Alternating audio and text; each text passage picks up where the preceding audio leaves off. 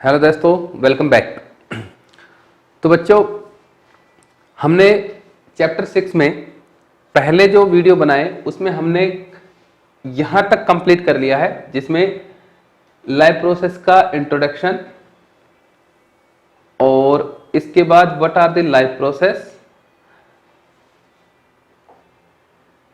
And different life process के थोड़े थोड़े एक्सप्लेनेशन। और यहां तक जो भी हमने पढ़ा है उसमें से हमारे पास कुछ जो इंपॉर्टेंट क्वेश्चंस निकल के आए हैं, जो हम पढ़ चुके हैं, वो कौन कौन से। तो देखो बेटा, सबसे पहले हमारे पास क्वेश्चन आया था, what are the identifying features, identifying features of living organisms. हमारे पास सबसे पहला क्वेश्चन यही निकल के आता था, जो हम लाइव प्रोसेस का इंट्रोडक्शन पढ़ते हैं, कि लिविंग ऑर्गेनिजम्स के आइडेंटिफाइंग फीचर्स कौन से हैं। आइडेंटिफाइंग फीचर्स का मतलब वो होता है कि जो केवल लिविंग में ही पाए जाएंगे, जिसके कारण इनको लिविंग कहा जाता है। तो कौन कौन से थे हमारे पास, हम पढ़ चुके हैं। हमारे पास मेनली 3 आइडेंटिफाइंग फीचर्स होते हैं लिविंग ऑर्गेनिजम्स के। उनमें से सबसे पहला हमारे पास होता है cellular structure. Cellular structure means each and every living organisms are made up of cells. So first identifying features is cellular structure. Non-living organisms are not made up of cells. Second जो identifying features होता है, that is metabolic activity. Metabolic activity. Metabolic activity का मतलब क्या होता है बेटा? Metabolic activity means those activity which are perform by the living organism to sustain their life, like respiration, excretion, digestion, nutrition, ये सारी मेटाबॉलिक एक्टिविटीज हैं। और थर्ड आता है self consciousness. Self consciousness, self conscious मतलब आत्मानुभूति, जिसको आप कॉन्शियसनेस भी कह सकते हैं, कि किसी भी स्टिमुलाई, किसी भी एक्सटर्नल चेंज और चेंज इन द एनवायरनमेंट के प्रति अगर कोई लिविंग ऑर्गेनिज्म अपने आप को रिएक्ट करता है, उसके प्रति कोई ना कोई रेस्पॉन्स शो करता है, तो उसको हम कॉन्शियसनेस कहते हैं। अब ये केवल लिविंग ऑर्गेनिज्म में ही पाई जाती है। तो ये पहला हमारा क्वेश्चन था जो हमने पिछले वीडियो में पढ़ा था। उसके बाद हमारा सेकंड क्वेश्चन आया था, what are the differences,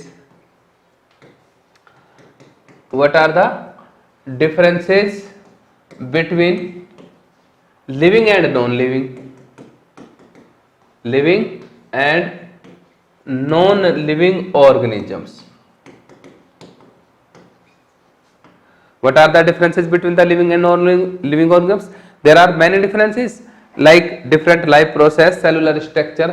3 difference तो यही हो जाते हैं कि living organism cellular structure means made up of cells, living organism perform the different types of metabolic activity, living organisms react to the stimuli और perform represent some responses to the stimuli और towards external environment.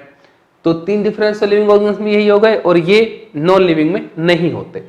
Second हमारे पास हो गया, इसके अलावा respiration, growth, movement, locomotion, digestion, excretion, reproduction, all are other differences between living and non living organism. इसके बाद हमारे पास थर्ड क्वेश्चन निकल के आया था, what is life process, what is life process.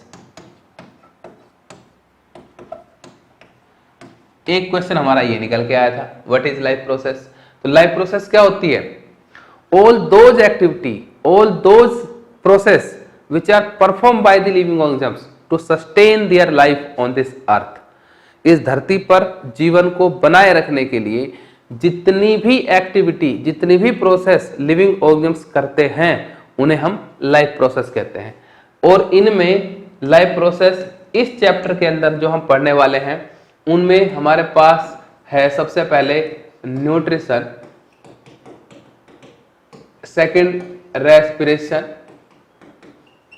Third transportation, और एनिमल्स की अगर बात करेंगे, ह्यूमन बींग्स की अगर बात करेंगे तो ब्लड सर्कुलेशन, और प्लांट में transportation, and fourth is excretion.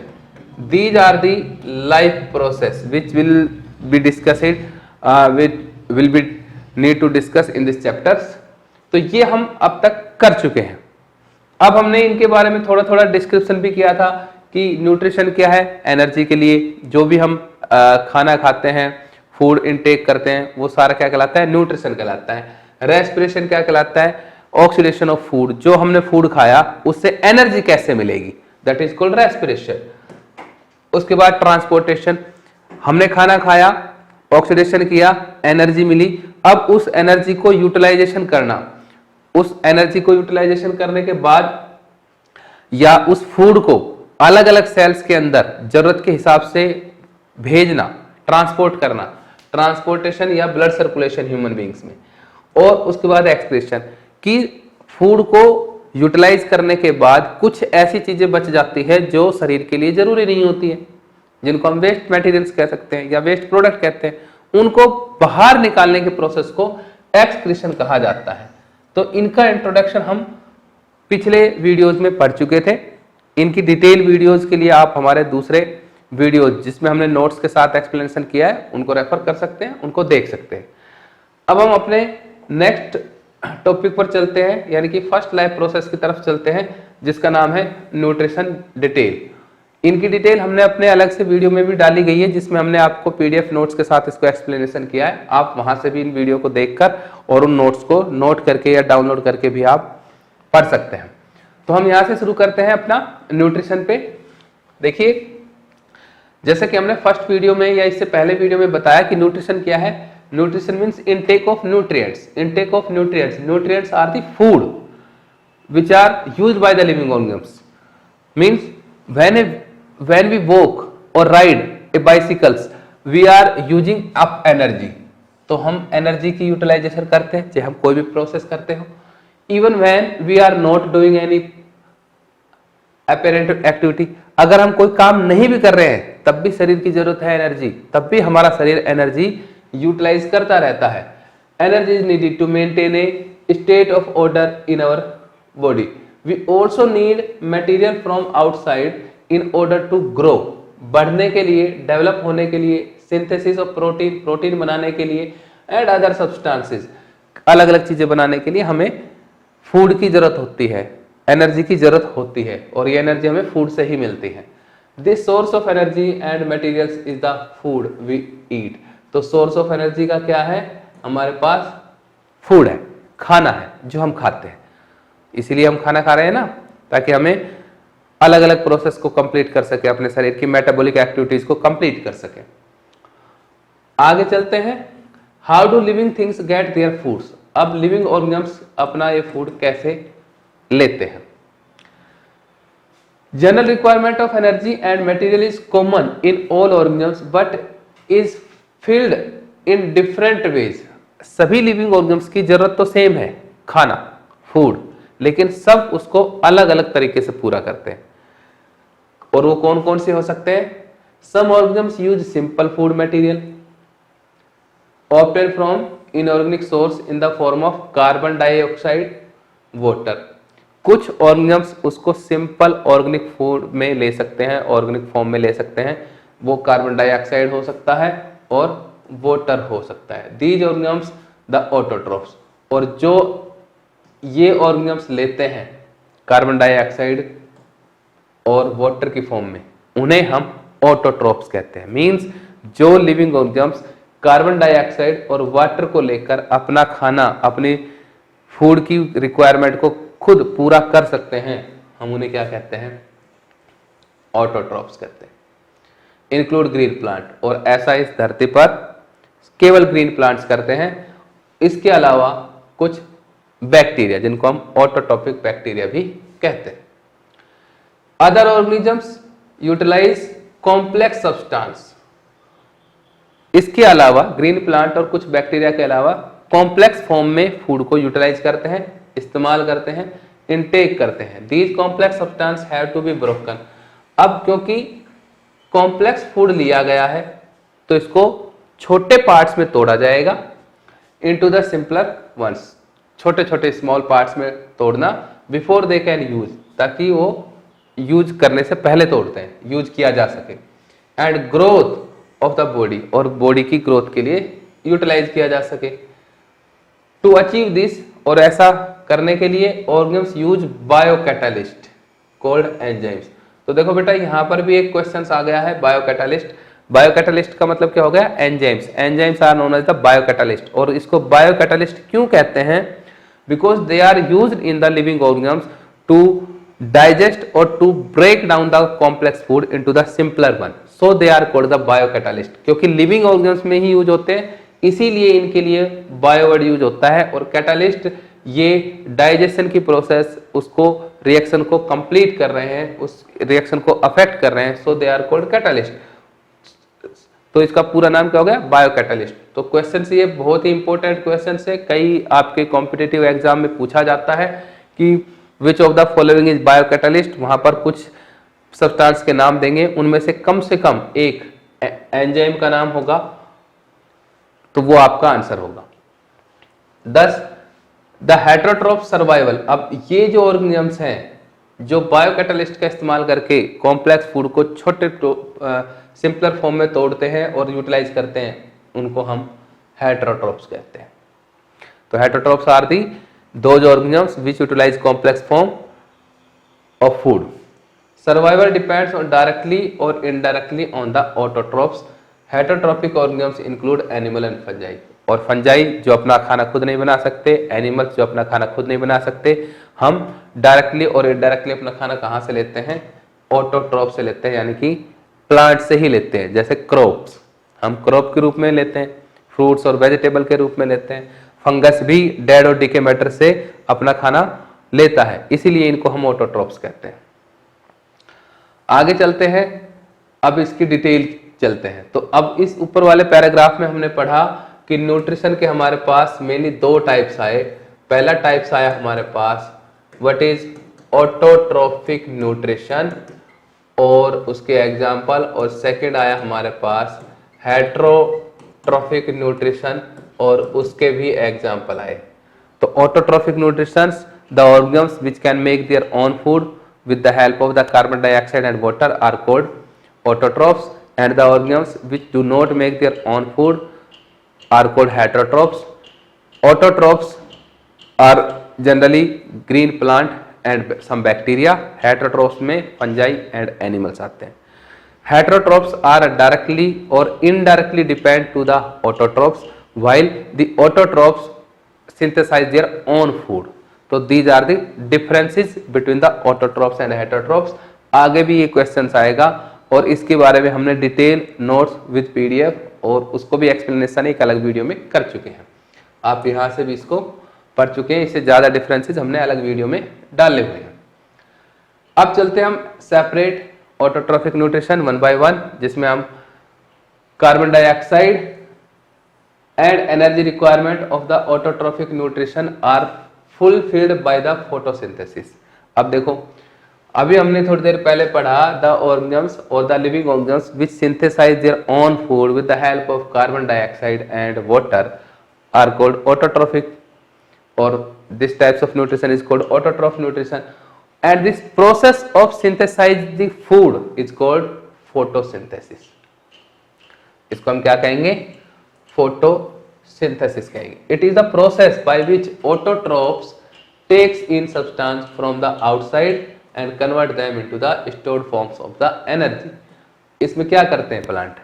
बाहर से क्या ले रहे हैं? आउटसाइड से सब्सटेंस लेते हैं, जैसे कि कार्बन डाइऑक्साइड बाहर से लिया, वाटर बाहर से लिया, और उसको किस में कन्वर्ट कर दिया?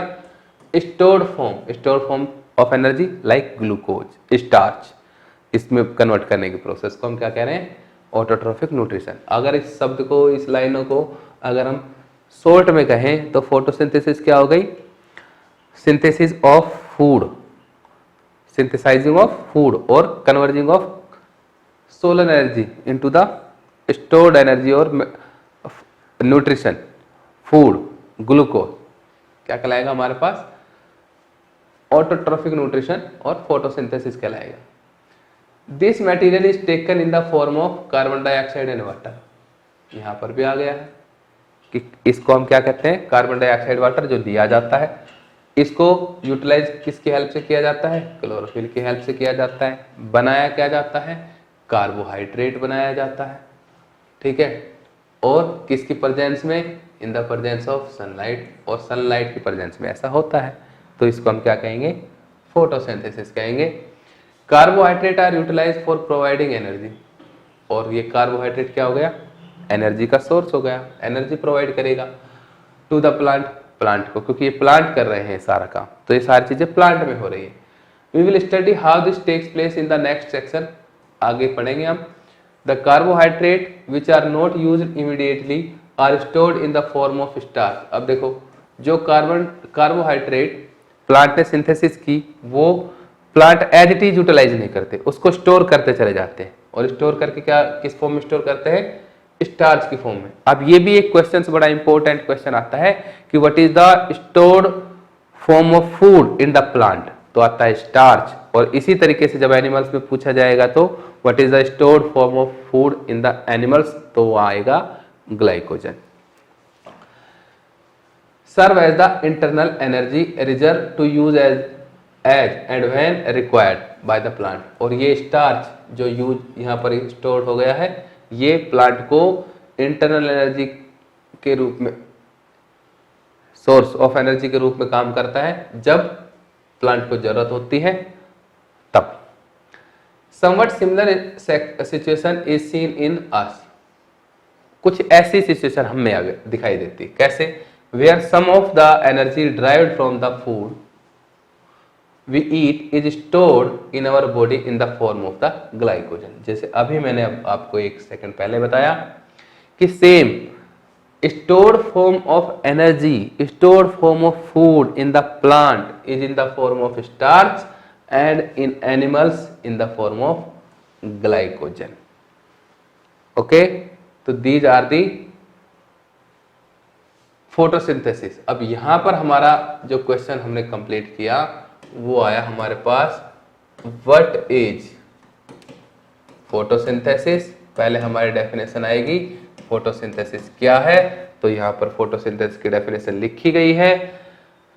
The material is taken in the form of carbon dioxide and water which convert into the carbohydrate in the presence of sunlight and chlorophyll. Carbohydrate are utilized in the chlorophyll. The process is known as the photosynthesis और the phenomena is known as photosynthesis. Second इसमें आ गया, what are the component और raw material required in the process of photosynthesis. तो देखो raw materials में हमारे पास इसी में आया है क्वेश्चंस में, रॉ मटेरियल में आया कार्बन डाइऑक्साइड, हमारे पास कार्बन डाइऑक्साइड आया और वाटर आया, ठीक है, किसकी प्रेजेंस में, सनलाइट की प्रेजेंस में। और कौन करता है ये सारा काम, ये सारा काम करता है हमारे पास क्लोरोफिल। ओके,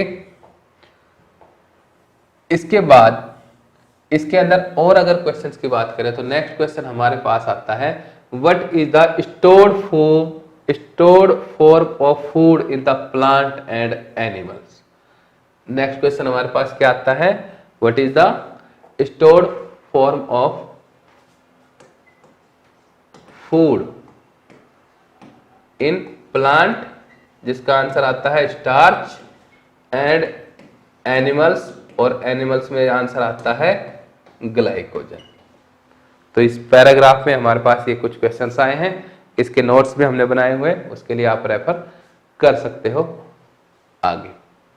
अब हम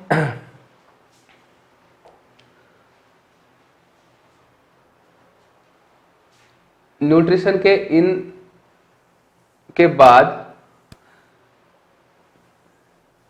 प्रोसेस ऑफ ऑटोट्रॉफिक न्यूट्रिशन को डिटेल में पढ़ते हैं। डिटेल प्रोसेस ऑटोट्रॉफिक न्यूट्रिशन, जिसमें हमारे पास ये बताया गया है कि प्रोसेस ऑफ न्यूट्रिशन कहां पर होती है, कितनी देर में कंप्लीट होती है, किन किन फैक्टर की वजह से कंप्लीट होगी। तो जैसे हमने थोड़ा बहुत पढ़ा, अब यहां पर देखिए प्रोसेस ऑफ फोटोसिंथेसिस के बारे में रिएक्शन दी गई है। अब बेटा अगर आप खुद लिखना चाहें, डेफिनेशन आपको याद ना हो, तो आप इस रिएक्शन को याद रखकर लिख सकते हैं और इसको कितना भी बड़ा करके लिख सकते हैं। फॉर एग्जाम्पल सी, यहां पर प्लस का निशान है, तो प्लस का मतलब क्या हो गया, ऐड। कार्बन डाइऑक्साइड किसके साथ ऐड हो रही है, वाटर के साथ ऐड हो रही है, तो हम क्या लिखते हैं, addition of carbon dioxide with water, किसकी प्रेजेंस में, in the presence of sunlight with the help of chlorophyll, chlorophyll इसको जोड़ने का काम कर रहा है, टू प्रोड्यूस स्टार्च और ग्लूकोज एंड रिलीज, रिलीज मतलब बाहर निकालता है oxygen and water, is called photosynthesis. I repeat, addition of carbon dioxide and water in the presence of sunlight with the help of chlorophyll to produce glucose and release oxygen and water, this process is known as the photosynthesis. Let us now see what actually happened during the process of photosynthesis. तो अब इस process में आप देख रहे हो कि क्या हो रहा है, तो देखो बेटा यहां पर बिल्कुल क्लियरली हमारे पास विजिबल है, और क्या विजिबल है, देखिए, absorption of the light energy by the chlorophyll, कि क्लोरोफिल सनलाइट को सन से एब्जॉर्ब कर रहा है, conversion of light energy to chemical energy and splitting of water molecules into hydrogen and carbon dioxide. जैसे ही सनलाइट को क्लोरोफिल ने लिया, तो क्लोरोफिल क्या करेगा उस एनर्जी का, कि इस वाटर मॉलिक्यूल्स को और स्प्लिट कर देगा, किसमें, ऑक्सीजन में और हाइड्रोजन में।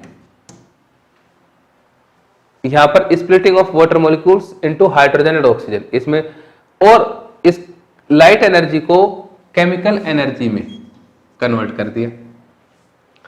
थर्ड आया reduction of carbon dioxide to carbohydrate, इसी एनर्जी की हेल्प से इस कार्बन डाइऑक्साइड को ग्लूकोज के अंदर रिडक्शन कर दिया।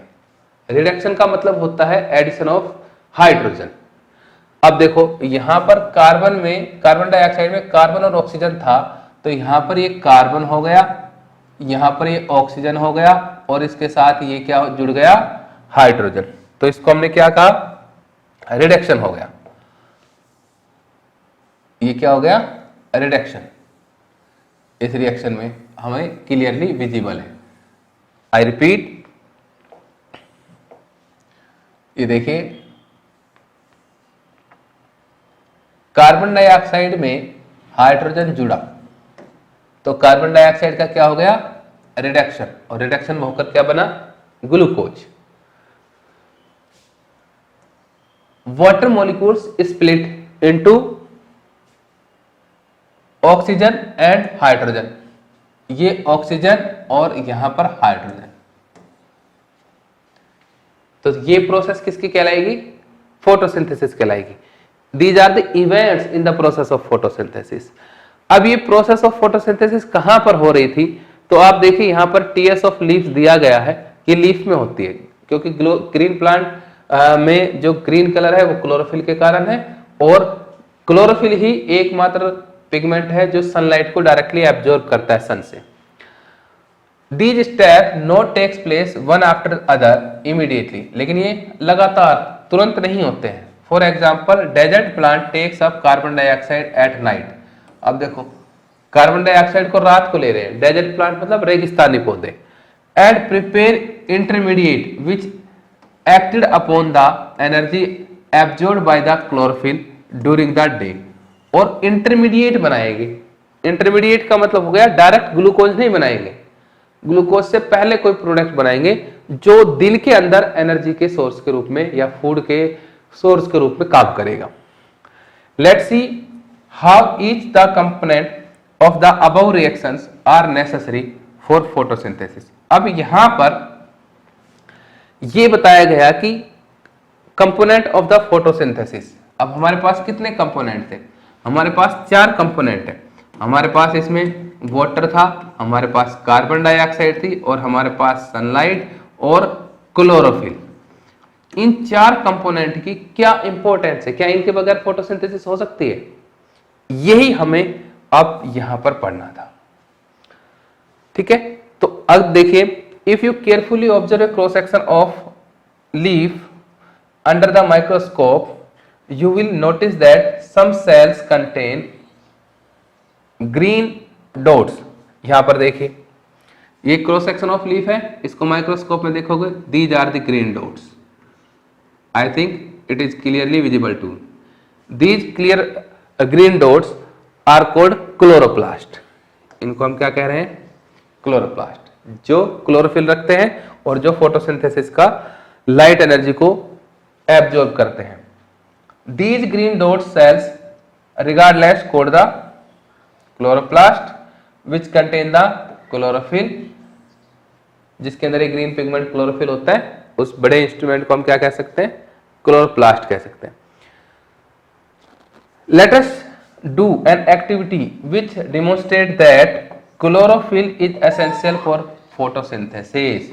अब हमें एक एक्टिविटी करनी है जिस ये बताएगी जो क्लोरोफिल जरूरी है, यानी कि क्लोरोफिल के बगैर फोटोसिंथेसिस नहीं हो सकती।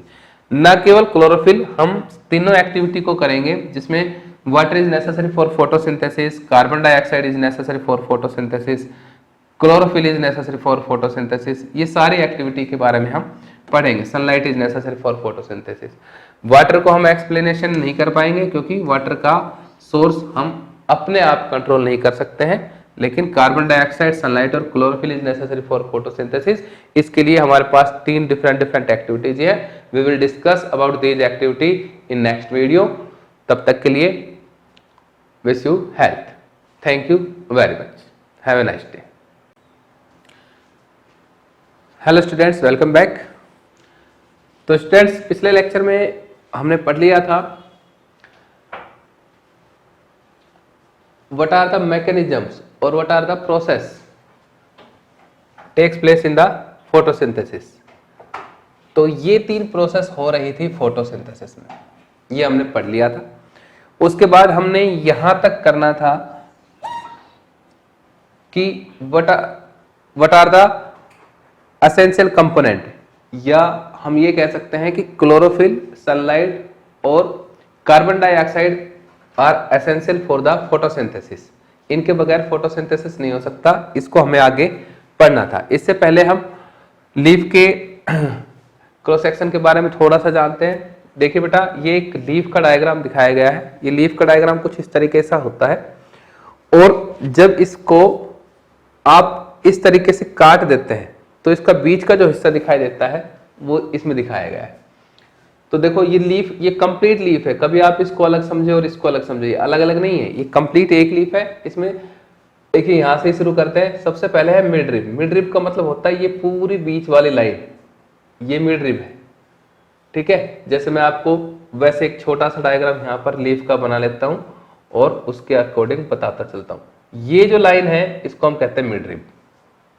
ओके, तो ये लाइन है, ये मिड रिब है। इसके बाद ये देखिए, इनको हम क्या कहते हैं, लीफ ब्लेड, सॉरी वेन कहते हैं इनको। हम क्या कहते हैं, वेन्स कहते हैं। तो जैसे ये हो गई वेन्स, ये हो गई वेन्स, ये वेन्स और ये भी वेन्स। इसके बाद है लैमेला और लीफ ब्लेड। लीफ का पूरा का पूरा हिस्सा जो भी ग्रीन कलर का है, ये सारा जिसको हमने लीफ का ये पूरा क्षेत्र बनाया, ये सारा का सारा लैमिना या लीफ ब्लेड के नाम से जाना जाता है। ये ग्रीन कलर का पार्ट, पूरी लीफ क्या कहलाती है, लीफ ब्लेड या लैमिला। इसके बाद आते हैं हम थोड़ा सा नीचे, तो देखो अपर एपिडर्मिस और एक लोअर एपिडर्मिस, यानी कि लीफ का ऊपर का हिस्सा अपर एपिडर्मिस और नीचे का हिस्सा लोअर एपिडर्मिस कहलाया। अपर एपिडर्मिस पर एक चिकना पदार्थ होता है, वैक्सी। आप कभी भी देखोगे तो नीचे की लीफ आपको थोड़ा सा हल्के कलर की दिखाई देगी और रफली जैसे मिट्टी का सा कलर हो जाता है, इस तरीके का। और ऊपर का जो हिस्सा होता है वो बिल्कुल चिकना होता है, स्मूथ होता है। वो स्मूथ क्यों होता है, क्योंकि उस पर वैक्सी क्यूटिकल प्रेजेंट होती है। एक मोम की पतली सी परत होती है जो उसको स्मूथनेस यानी कि चिकना बनाने का काम करती है। उसे हम क्या कहते हैं, वैक्सी क्यूटिकल कहते हैं। और उससे नीचे फिर ये अपर एपिडर्मिस। इसे नीचे वाला हिस्सा यानी कि लीफ के दूसरे तरफ का हिस्सा लोअर एपिडर्मिस। अब इसके अंदर चले तो देखो ये जो हमने अभी बताए थे मिडरिब, मिडरिब के बीच में देखो यहां पर आपको दिखाया गया है, इनको हम कहते हैं फ्लोएम। ये है vascular bundle, vascular bundle phloem और जाइलम। फ्लोएम और जाइलम क्या होते हैं? वस्कुलर बंडल जो वाटर को और फूड को ट्रांसपोर्ट करने का काम करते हैं। जैसे फ्लोएम है वो फूड लीफ यहाँ पर जो फूड बनाएगी उसको लेकर आने का काम करेगा दूसरे पार्ट्स तक, और जाइलम इनमें यहाँ पर वाटर पहुंचाया, यहाँ पर वाटर पहुंचाया, यहाँ पर और सब जगह पर वाटर पहुंचाने का काम करता है। तो जाइलम और फ्लोएम को हम क्या कहते हैं? वस्कुलर बंडल कहते हैं, दोनों को मिलाकर।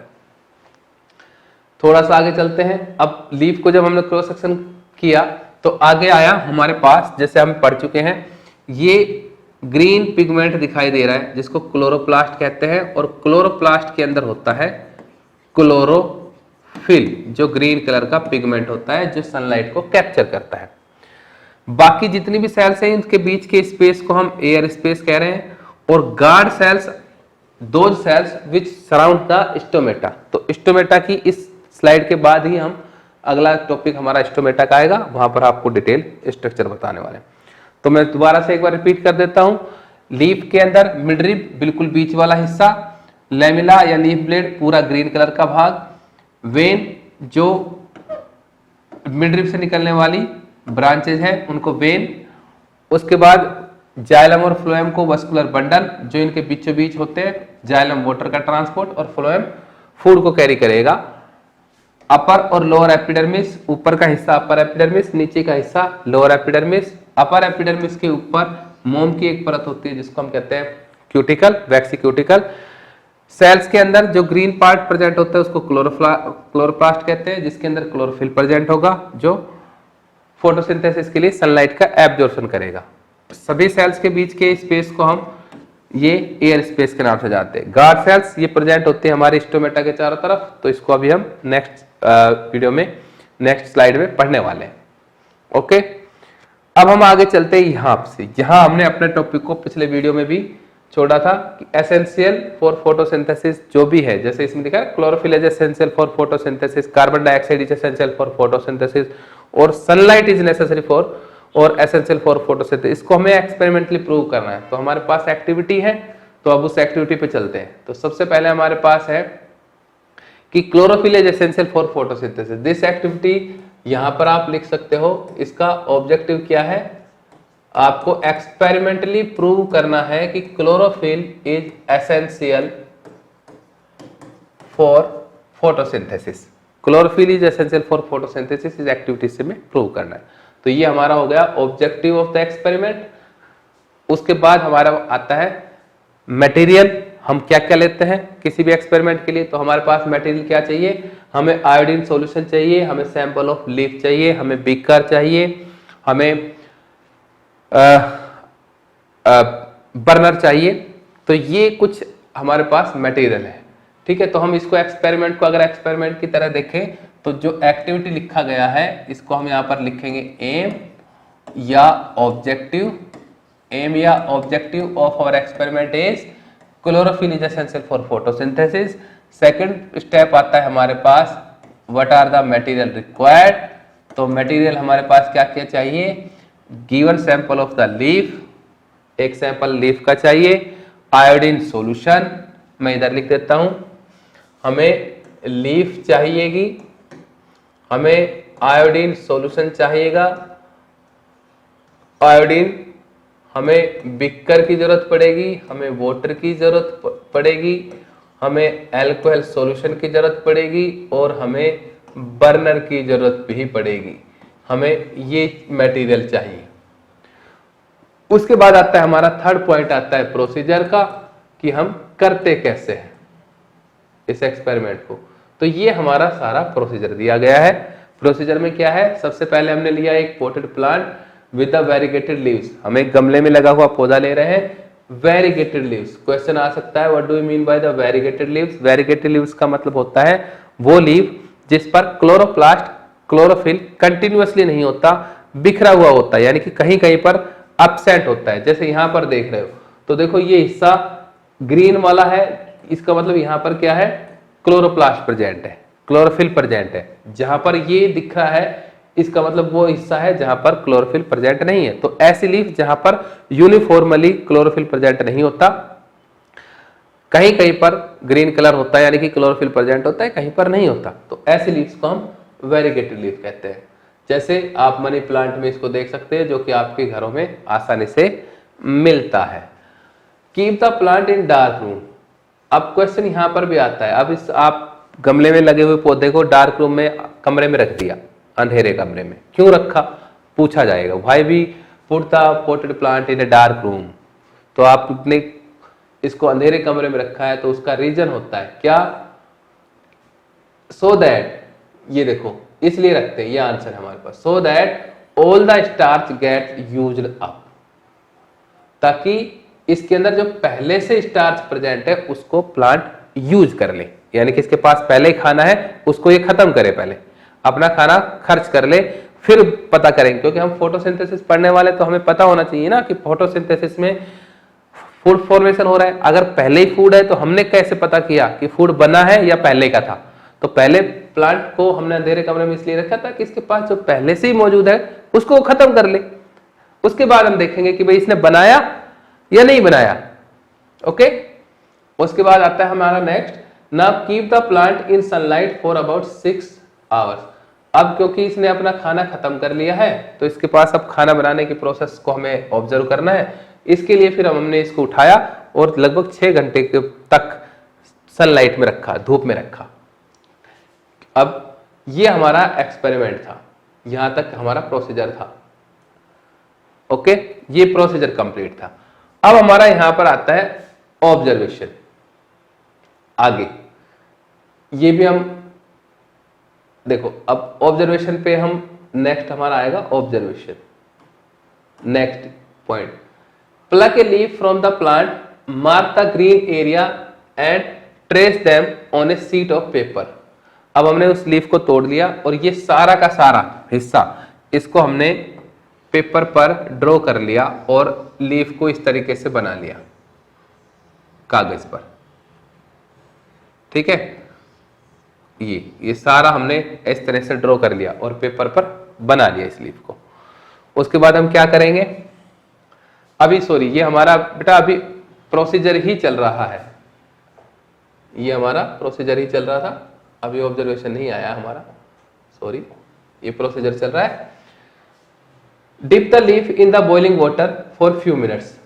अब उस लीफ को हमने क्या कर दिया, बॉइलिंग वाटर में डिप कर दिया, इसको बॉइल किया, लीफ को पानी में डाल के बॉइल किया। After this immerse it in a beaker containing alcohol. उसके बाद हमने इसको एक ऐसे बीकर में रखा जिसमें एल्कोहल था। Carefully place the above beaker in a water bath and heat till the alcohol begins boil.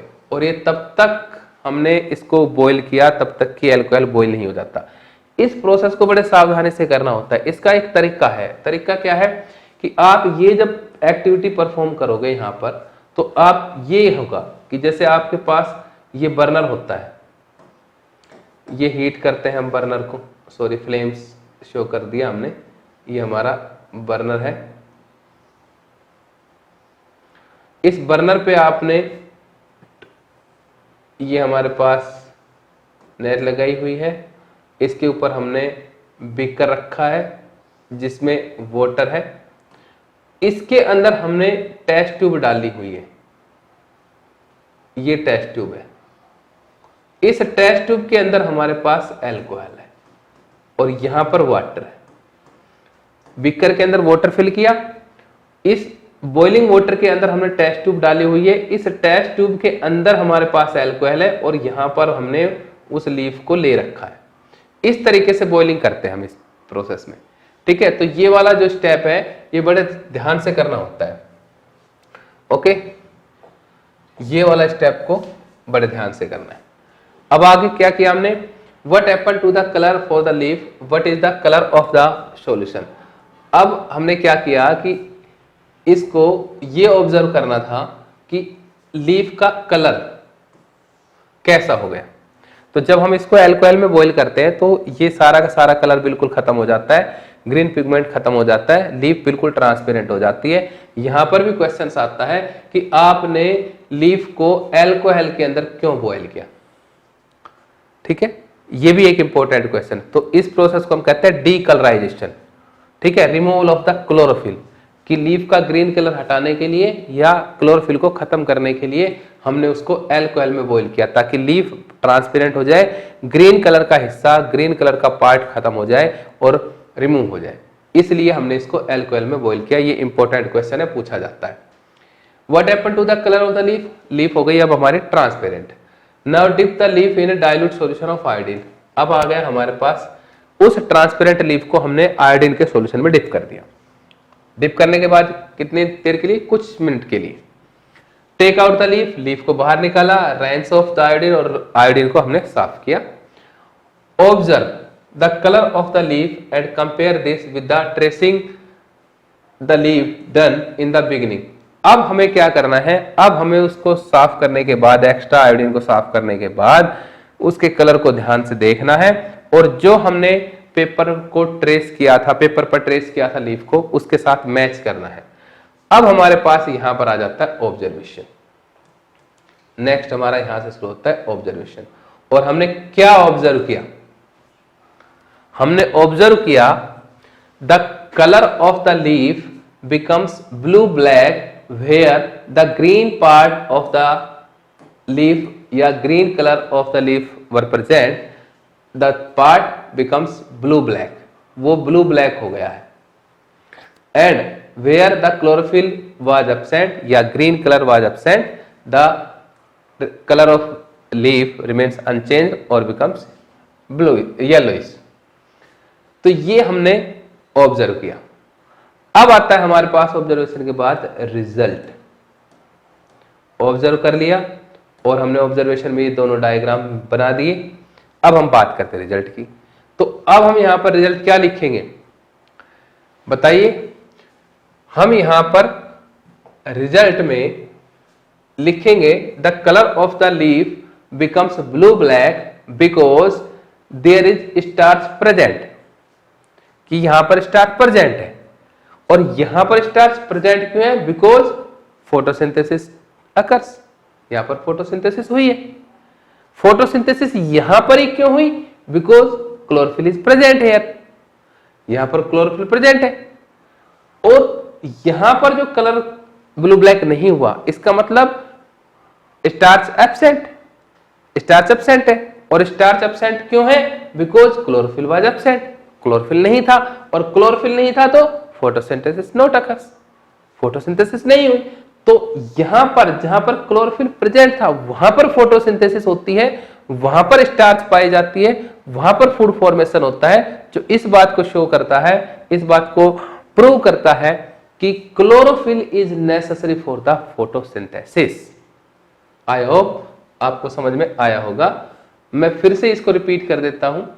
अब यहां से लेकर हमने जो क्वेश्चंस निकाले, तो यहां पर हमारे क्वेश्चंस हो गए थे बेटा, हमने क्वेश्चन कर लिए थे। लीफ का आपका डायग्राम का एक क्वेश्चंस बनता है।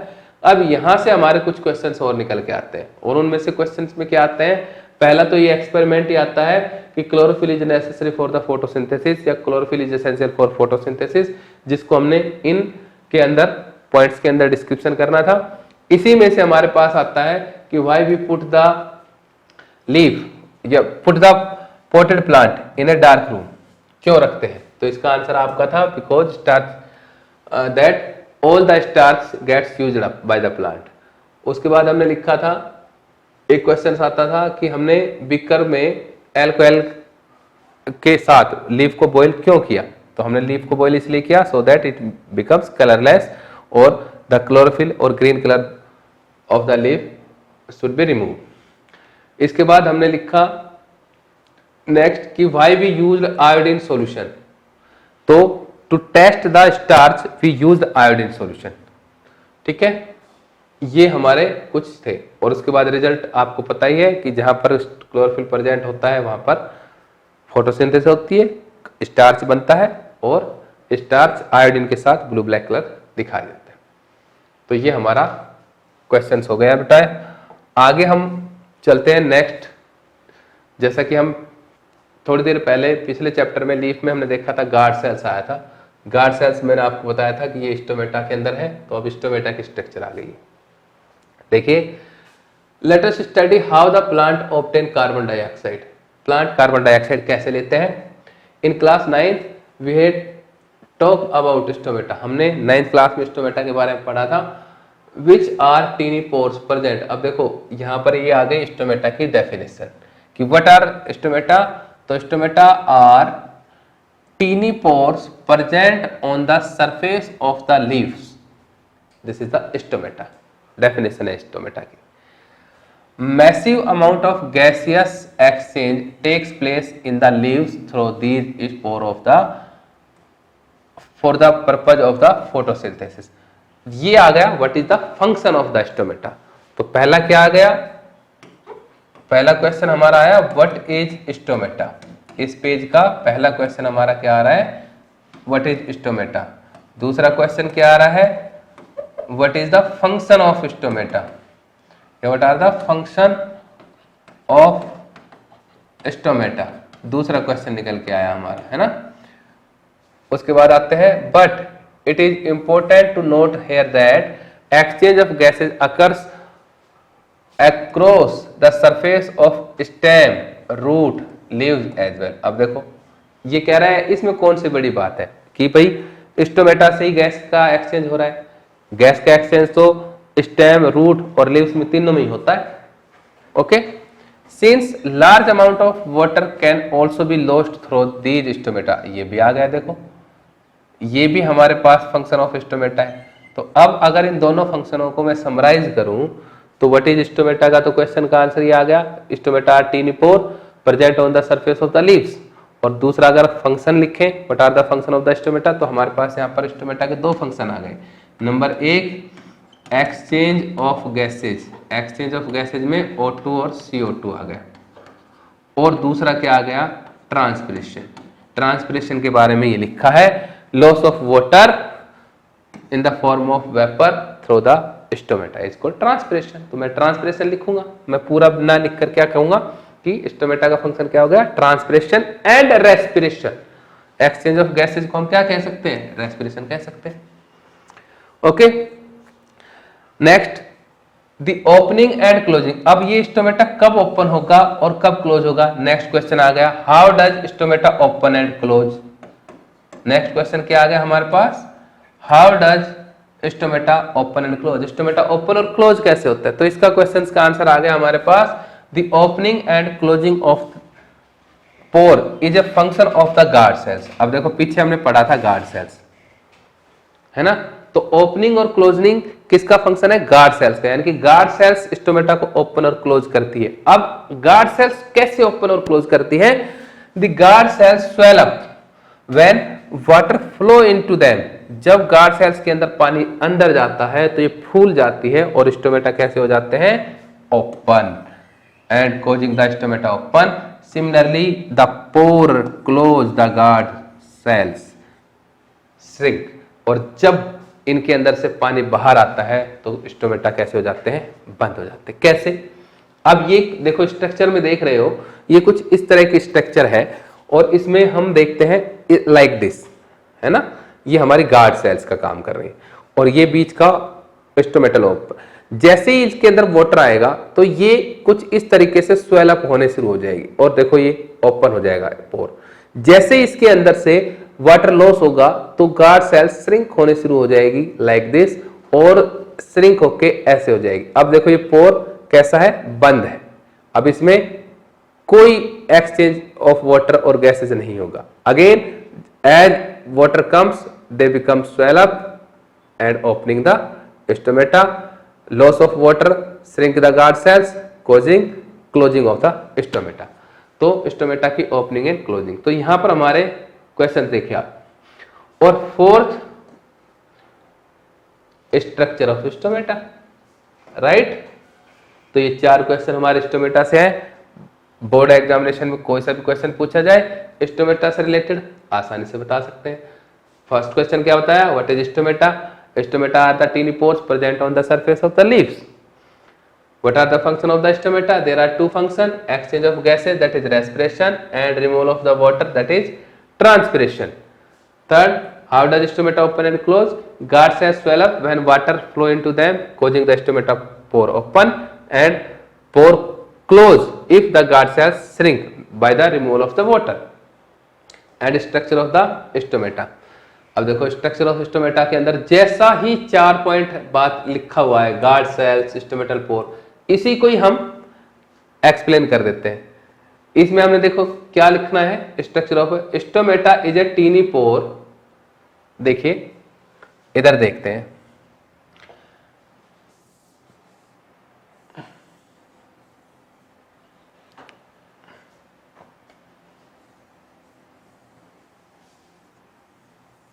देखिए हम क्या कहते हैं, हम बात करते हैं स्ट्रक्चर ऑफ द स्टोमेटा की. तो stomata is a tiny pore which is known as stomatal pore और stoma. The stomatal pore is surrounded by bean shaped cell like this. These bean shaped cells are called guard cells. इन bean cells को क्या कहेंगे, sales को क्या कहेंगे, guard cells कहेंगे. ठीक है. Guard cells contain green pigment called stomata which contain green pigment chlorophyll. Stomata sorry chloroplast contain green pigment chlorophyll. और ये कौन से सेल्स में प्रेजेंट होता है, मेसोफिल सेल्स में. Stomata are present in the mesophyll cells of the leaves. तो ये हमारी स्ट्रक्चर हो गई स्टोमेटा की. This is the open stomata. इनके अंदर वाटर प्रेजेंट है. As they lose the water they become shrink and cause the closing of the stomata. Okay बेटा. इसके बाद आते हैं हम नेक्स्ट एक्टिविटी पे. तो देखो नेक्स्ट एक्टिविटी हमारी क्या है, यहां पर हम लिखेंगे नेक्स्ट एक्सपेरिमेंट. अब देखो हमने पहला एक्सपेरिमेंट किया, chlorophyll is necessary for the photosynthesis. Next हमारा एक्सपेरिमेंट आता है बेटा सेम शुरू से.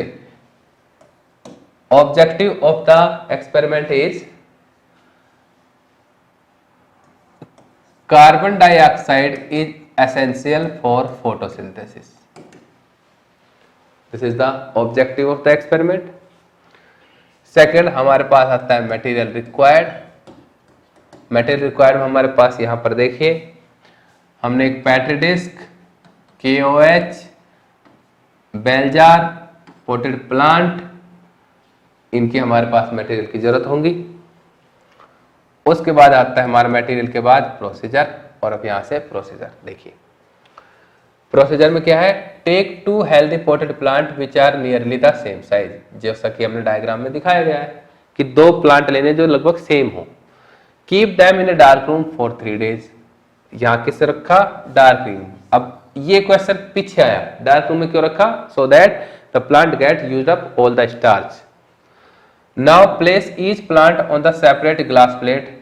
अलग अलग ग्लास प्लेट में रखा. Place watch glass containing potassium hydroxide by the side of one of the plates.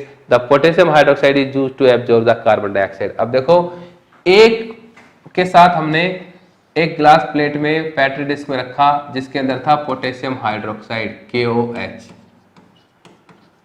अब क्वेश्चन आया कि व्हाई KOH इज यूज्ड, तो यहां आंसर भी आया, because the potassium hydroxide is used to absorb carbon dioxide. अब ये क्यों कह रहे हैं हम कार्बन डाइऑक्साइड यूज कर ले, क्यों, क्योंकि इसके अंदर वाली कार्बन डाइऑक्साइड है, तो इस बेल जार के अंदर जो कार्बन डाइऑक्साइड है उसको इसको एब्जॉर्ब कर लेगी KOH. तो यानी कि यहां पर जो प्लांट है इसके अंदर कार्बन डाइऑक्साइड को खत्म कर दिया KOH ने.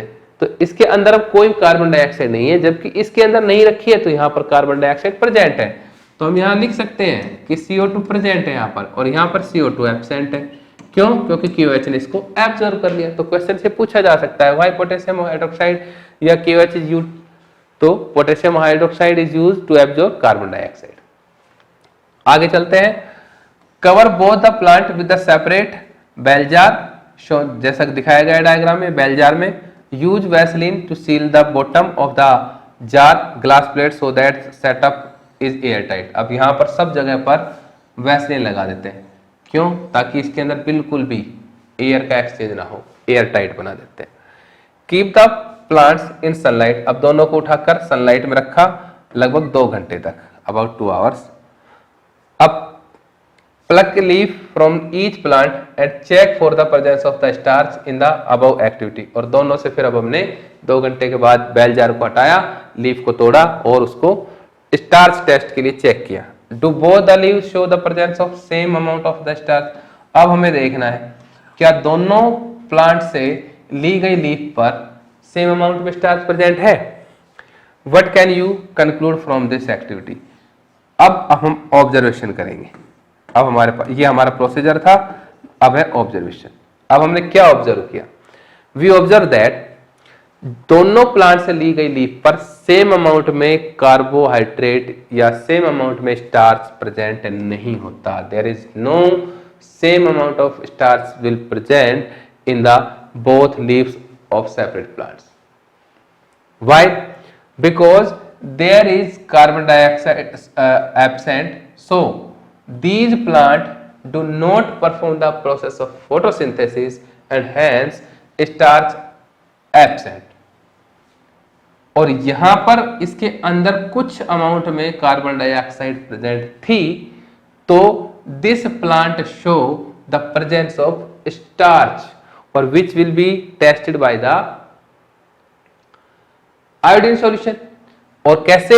हमने लीफ को तोड़ा, अगेन इसको पहले बॉइलिंग वाटर में बॉईल किया, देन इसको हमने अल्कोहल में डिप किया, अल्कोहल को बिकर में रख के फिर उसको बॉईल किया और डीकलराइज किया। डीकलराइज करने के बाद इसको हमने आयोडीन सॉल्यूशन के अंदर डिप किया, आयोडीन सॉल्यूशन के बाद और इसको ऑब्जर्व किया, तो जिसका कलर ब्लू ब्लैक हो गया मींस स्टार्च प्रेजेंट है, इसका हो जाएगा। क्यों? क्योंकि यहाँ पर स्टार्च प्रेजेंट है, कार्बन डाइऑक्साइड प्रेजेंट थी। तो इसके अंदर कार्बन डाइऑक्साइड प्रेजेंस नहीं थी, तो ये फोटोसिंथेसिस नहीं करेगी। फोटोसिंथेसिस नहीं करेगी तो यहाँ पर स्टार्च प्रेजेंट नहीं होगी, और यहाँ पर some amount of carbon dioxide is present, तो फोटोसिंथेसिस होगी, और फोटोसिंथेसिस होगी तो लीफ के अंदर स्टार्च प्रेजेंट होगा। तो यहाँ पर कुछ अमाउंट में स्टार्च प्रेजेंट होगा, जबकि यहाँ पर नहीं भी होगा क्योंकि फोटोसिंथेसिस नहीं हो गई। It prove that carbon dioxide is essential for the photosynthesis. जो ये प्रूव करता है कि carbon dioxide is essential for photosynthesis.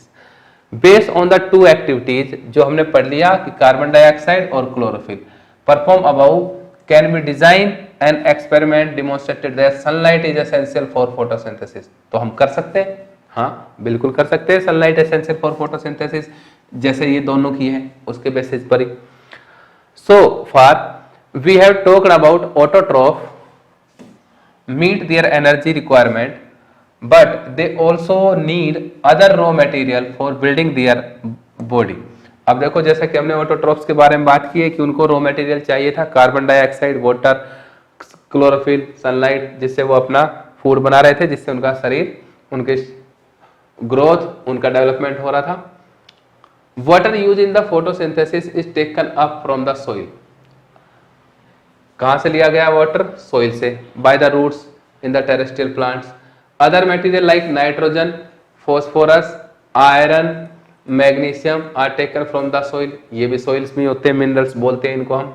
Nitrogen is essential element use in the synthesis of the protein. ये क्वेश्चंस भी आता है कि प्रोटीन में सबसे ज्यादा क्या होता है? नाइट्रोजन होता है। तो नाइट्रोजन की सिंथेसिस के लिए प्रोटीन की सिंथेसिस के लिए नाइट्रोजन जरूरी होता है। एंड अदर कंपाउंड्स, और नाइट्रोजन अदर कंपाउंड्स का भी पार्ट होता है। This is taken up from the inorganic nitrate. और नाइट्रोजन को कहां से लिया जाता है?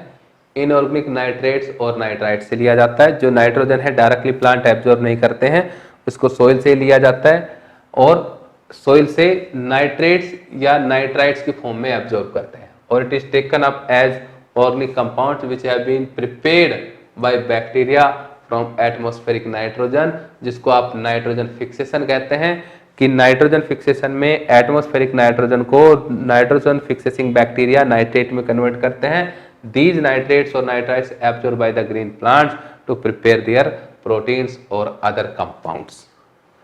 तो स्टूडेंट्स पीछे अब हमने जो क्वेश्चंस पढ़े, जो दो एक्टिविटी पढ़ी है, उनमें हमारे कुछ क्वेश्चंस हो गए हैं। देखो सबसे पहले तो हमारे यहीं से पीछे से शुरू कर लेते हैं कि प्रोटीन के लिए सबसे जरूरी क्या है, नाइट्रोजन जरूरी है। नाइट्रोजन को प्लांट कैसे लेते हैं, नाइट्राइट और नाइट्रेट्स की फॉर्म में लेते हैं। इसके पीछे चलें तो हमने पढ़ा sunlight is essential for photosynthesis, carbon dioxide is essential for photosynthesis, chlorophyll is essential for photosynthesis.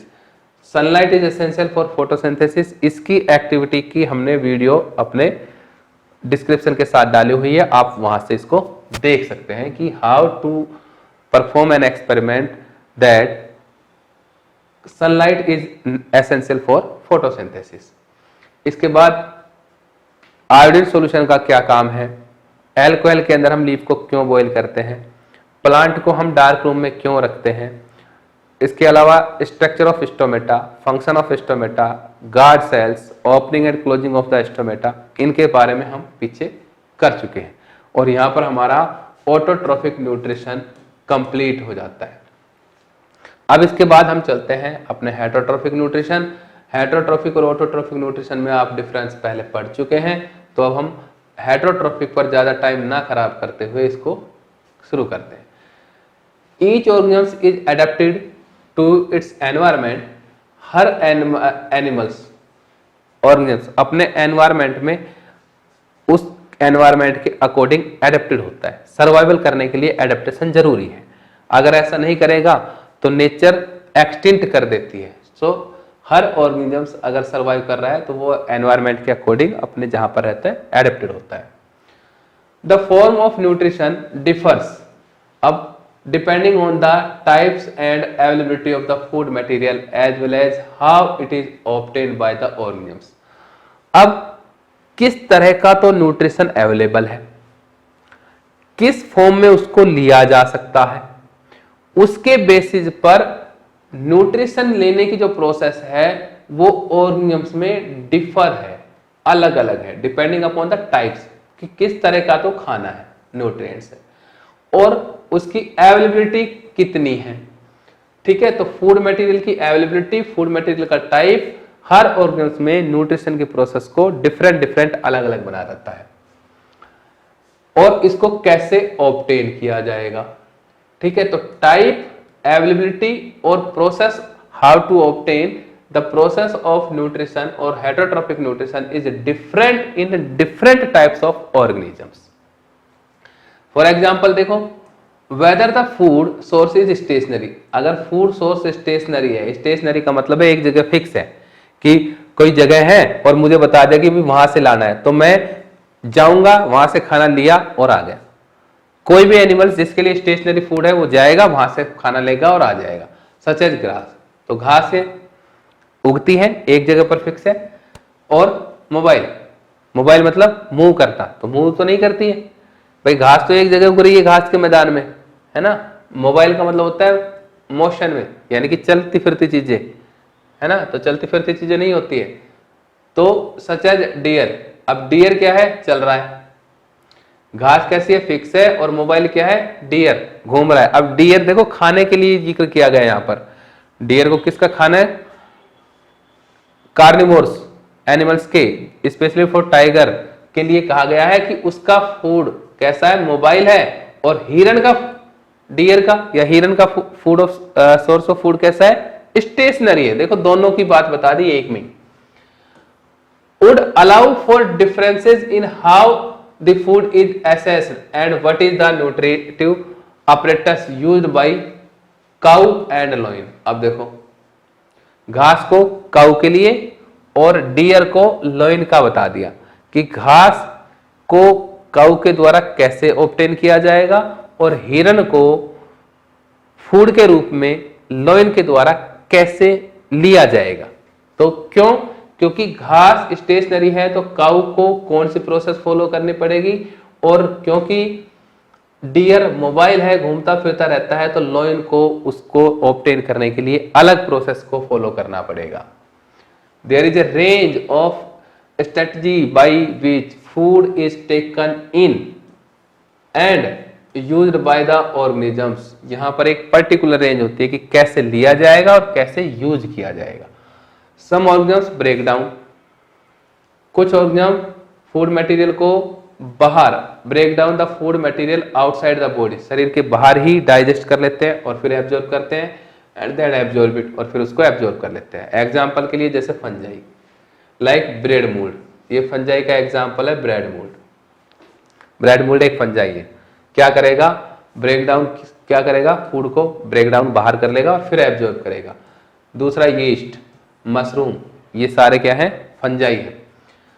Other take whole material and break it down inside their bodies, और कुछ क्या करते हैं, जैसे कॉम्प्लेक्स फूड है उसको कंप्लीट को इंजेस्ट कर लिया, इनटेक कर लिया और फिर शरीर के अंदर उसको छोटे छोटे टुकड़ों में तोड़ने का काम करते हैं, जिस प्रोसेस को हम डाइजेशन कहते हैं, डाइजेशन का काम करेगा।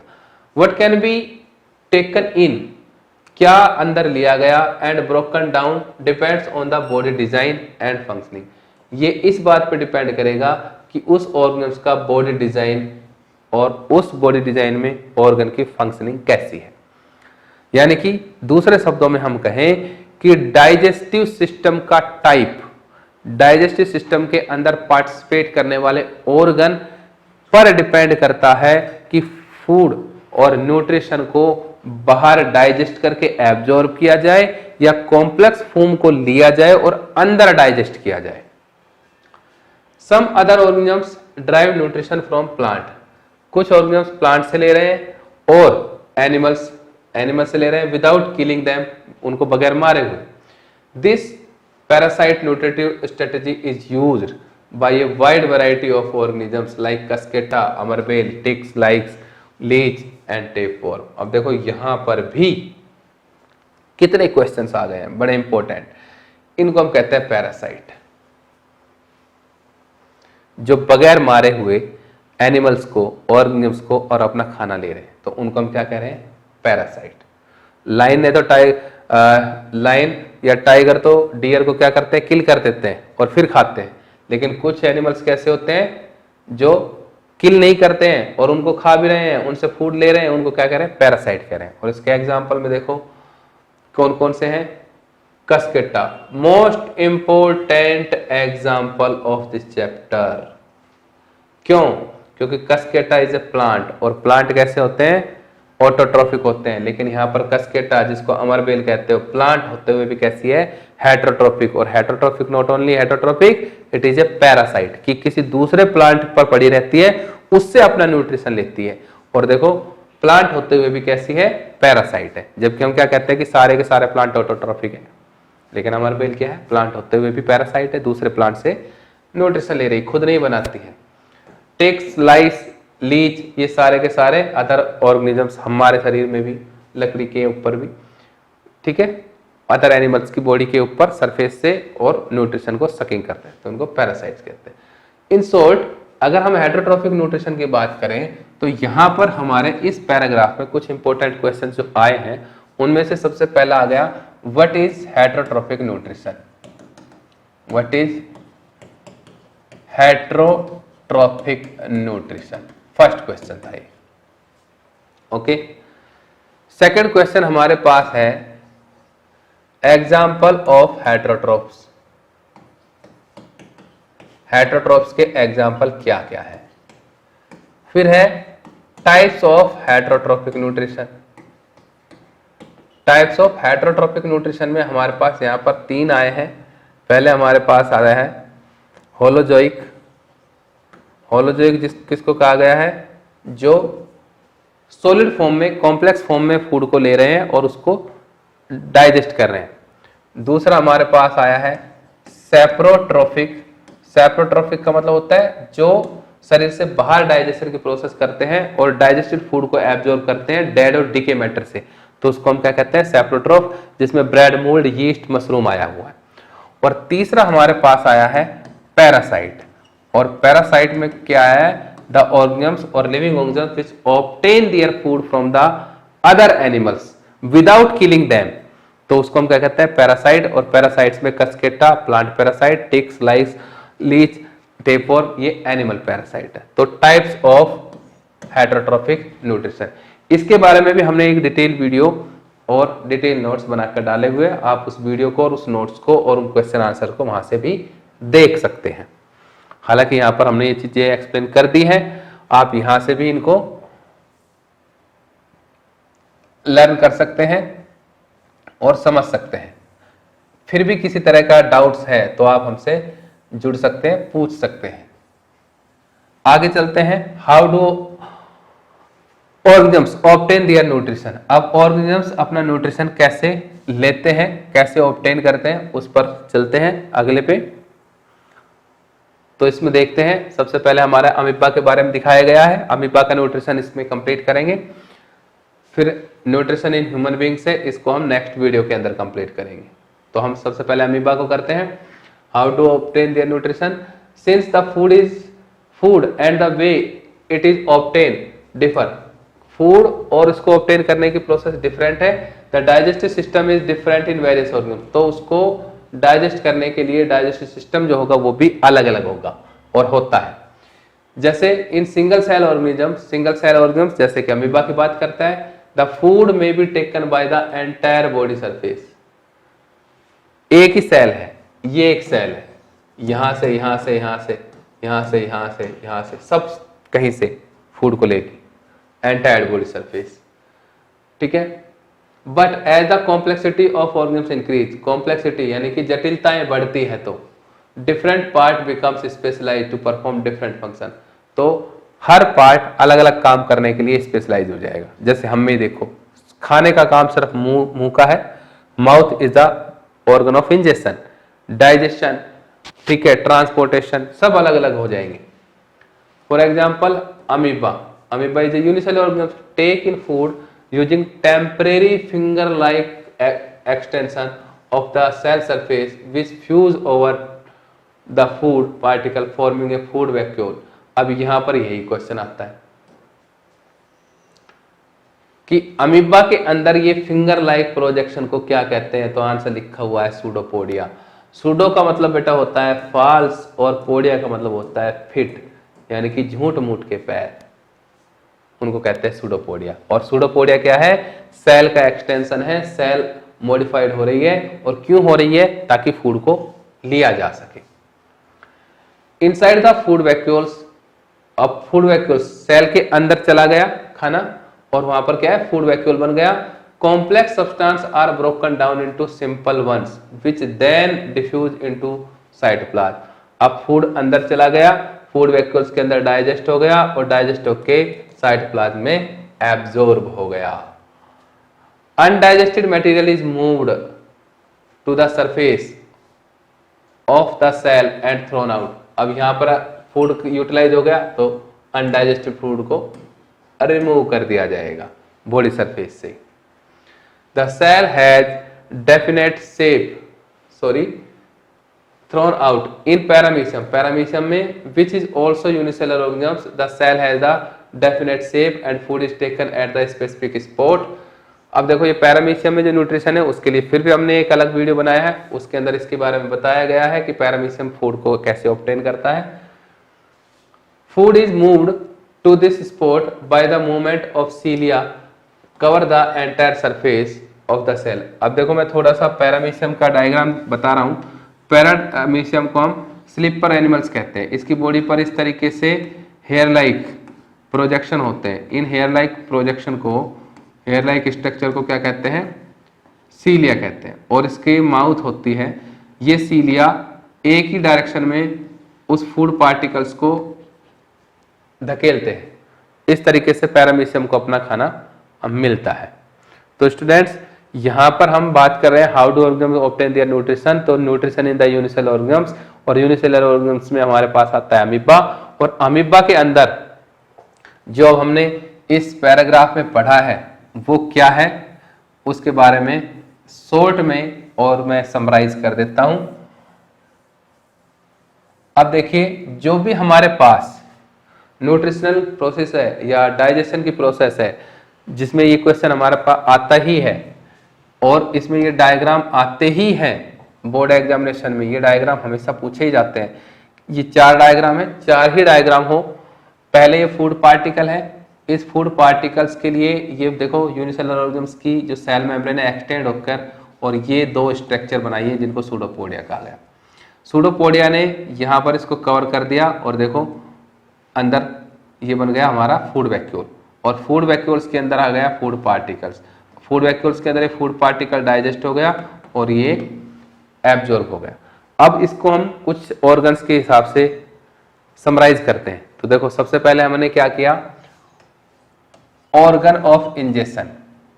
इंजेशन किससे हुआ? सेल मेम्ब्रेन से हुआ। डाइजेशन किस में हुआ? फूड वैक्यूल्स में हुआ। एब्जॉर्प्शन किस में हुआ? साइटोप्लाज्म में हुआ। और एक्सक्रीशन किससे हुआ? सेल मेम्ब्रेन से हुआ। ठीक है, ये सेल मेम्ब्रेन है। ठीक है, ये इसकी जो है सेल मेम्ब्रेन है और ये प्रोसेस हो गई डाइजेशन ऑफ फूड और न्यूट्रिशन इन अमीबा कंप्लीट। और इसमें हमने क्या बता दिया, सबसे पहले intake of food, ingestion through cell membrane, digestion in the food vacuoles, absorption cytoplasm and excretion किसमें होगा? Through the cell membrane. Cell membrane से बाहर चला जाएगा। सिमिलरली पैरामीशियम में है, पैरामीशियम में स्ट्रक्चर जो हेल्प करती है फूड को ऑब्टेन करने के लिए वो होती है cilia, which are hair like structure present on the surface body surface of paramecium. ठीक है, ये डायग्राम आपका पूछा जाता है। पैरामीशियम की डिटेल स्ट्रक्चर को हमने नेक्स्ट वीडियो के अंदर बनाई हुई है। न्यूट्रिशन इन ह्यूमन बींग्स, इसको हम नेक्स्ट वीडियो के अंदर स्टडी करेंगे। और यहाँ पर हमारा जो भी आपके पास डाउट्स है, क्वेश्चन है, वो आप पूछ लीजिए। आज के लिए बस ये इतना ही, आगे के लिए मिलते हैं। Thank you, have a nice day.